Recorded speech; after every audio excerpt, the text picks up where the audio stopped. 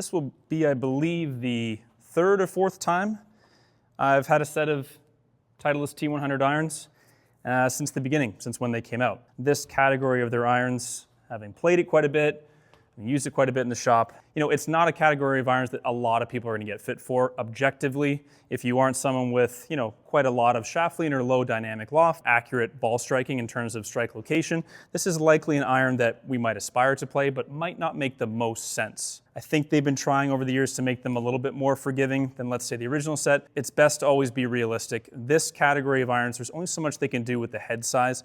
They have put a couple more features in here that should help a little bit on your ball striking, a little bit more tungsten, a little bit more of the perimeter weighting. The face has sort of variable thickness. I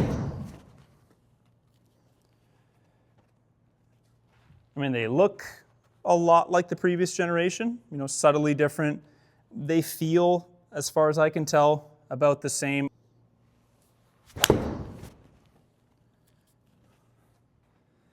But a shot like that, you know, there's only so much an iron like this can do. I left the face a bit open. I towed it a bit. You know, I lost a good 10 yards, and that's kind of what you would expect. They are a little bit stronger at stock loft than they used to be, so it was based off 34 degrees. Now it's based off 33. I mean, how much does that matter when they're obviously very adjustable? The fitting system itself is actually much improved. So people coming in for a fit that are not going full aftermarket, which is most people, they actually have a Titleist iron head now that's more adjustable for loft and lie. So when I've got someone in here, often the stronger lofted set bent weak is the most rational choice, let's say from a loft and forgiveness perspective.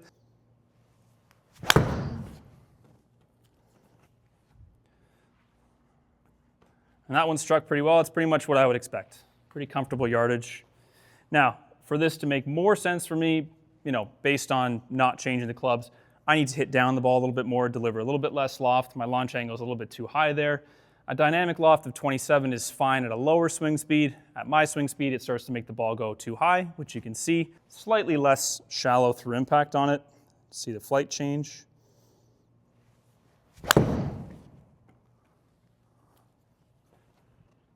A decent job there. So the launch angle came down a little bit. That one's a little better. Yeah, so a dynamic loft closer to 25 or 24 with a good strike gives me a little bit more like the flight I expect. So, you know, and even in my case, I think this is an iron that's a little bit more on the aspirational side. I have to work with it a bit to make it suit my flight. You know, that's fine. The reality is something with a little bit stronger loft, like a T150, will probably suit me more out of the box. That one is horrendously thin and in the heel.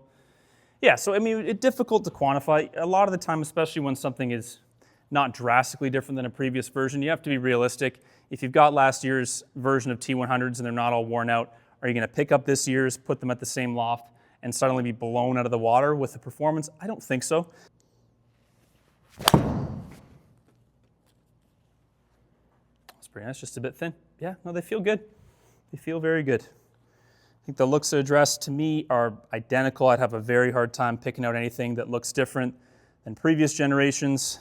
For most people, this iron is going to be a little bit higher maintenance than necessary. I think the majority of people, the vast majority, will be in a T250, and then some will be in a T150, and then some again will be in a T350. Probably see this being a little bit more rare. Yeah, but they're solid. Nothing but positives to say. The one negative I would say is that they got a little bit more expensive. I don't love that the industry just keeps doing this. It's every product cycle getting more expensive. At a certain point, it's going to have to stop. I don't know when it is. I kind of thought maybe this year. They just keep going up and up and up. Companies have got to figure out a way to stop inflating the prices of these clubs. Golfers and me, we don't care if they're improved. We don't care. Unfortunately, you can't just keep making them more expensive forever. At a certain point, I think people are just going to be like, dude, enough is enough. Figure out a price that makes sense and stop getting it higher and higher every generation. Now, in the long irons, the T100s have a little bit more, call it technology separation from the previous version. I can actually see it. The forend is almost more like, it's got a little bit of a channel there. The person who plays a T100 probably would still carry a 4. So let's hit a couple. Towed it a bit. That's not a bad result. Not a bad result. It is not in the middle. It is low in the heel. Launch definitely came down. Carry, not that different. So I mean, it's 2 shots in, but it's, it's not an unreasonable iron for a long iron in terms of forgiveness. It's not completely unhittable. It's pretty good as well. I think it's a slightly slower swing. It's nice. No issue getting a lot of height. I mean, I don't hit a low ball to begin with. That's good. It's good. Feel-wise, I mean, I'm probably being a little bit particular. Can you feel that it's a slightly different construction? The 7-iron, maybe. It just feels like it has some pop off the face. I don't think it's a bad thing, because I've hit a number of them off the toe, and the results are quite good. So I think long iron-wise, I can tell you that's quite nice. The mid and short irons, I think, be aware a T100 probably going to be a pretty subtle upgrade, and that's fine. That's totally fine. Now, the T150 is an iron that will be interesting to definitely a larger segment of the market. Is it going to be significantly more forgiving than a T100? In the past, maybe the difference was a little more subtle. This year's a bit different, so they're actually closer in static loft. So the 32-degree 7-iron that I'm holding in a T150, only 1 degree stronger than the T100 at 33. This, in terms of like the multi-material part, the tungsten amount, this T150 is almost like getting back to the concept irons from a number of years ago in terms of how much tungsten. It's kind of sneaking into the Cobra 3D printed iron territory. So this one is much more interesting to me just because it's still a very compact shape. It's even at address maybe only subtly bigger looking than the 100. But if that amount of sort of forgiveness is being built into that shape, this one could be a little bit more on the special side. It's not a great strike, but it's a great result. And it's a good way to start, honestly. Low in the heel, face was square though. Kind of got the exact distance I was expecting. It felt pretty solid. I definitely didn't feel the club twist much in my hands.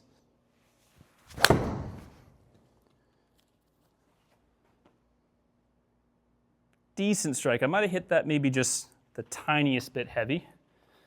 Fractionally though, it would be almost hard to tell. It'll be pretty solid, just a little bit of a draw. Yeah, tiny bit low in the toe.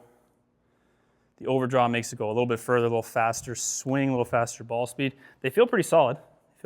I don't know that I'm able to perceive much of a difference in sort of the sound and feel versus the 100s. The look is very, very subtle. It's pretty good as well. Almost, it's this very similar flight, but a very different strike.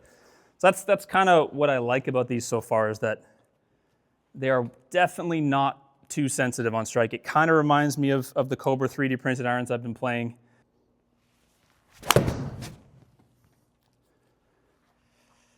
Yeah, it's a horrifyingly bad strike. Okay, so again, I'm not gonna be one of these people that goes and hits 20 shots and makes one review and says these are unbelievable, go nuts. I think my initial impression says that this might be a kind of a special iron. Over the next few months, time will tell in terms of how good this one actually is. My initial impression is very good, even though it kind of feels a little bit different off the face. These are not like, hey, I'm numb in terms of where the strike is. I could definitely feel where the strike was.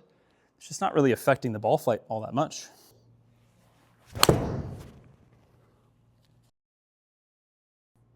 Not a perfect strike, but almost exactly the flight and yardage that I was hoping to get. Minor upgrades on T100, not shocked. T150 has a lot of potential. I think they may be onto something with that specifically. The last thing I will say is I think Titleist might now have one of the best, if not the best, fitting systems. So let's be honest, the majority of people are not buying a full custom set. They're not doing full aftermarket shafts and heads and spending $3,000 on a set of irons.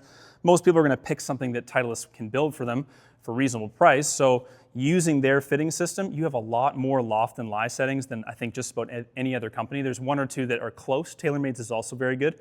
And Titleist has this weight in the back for you can actually make some head weight adjustments in the fitting based on what shafts you're using, based on the person's preference. Time will tell whether they kind of recapture sort of the iron leader position that I think at one point they had, in a lot of fitting studios. Not so much in mine, but we'll see.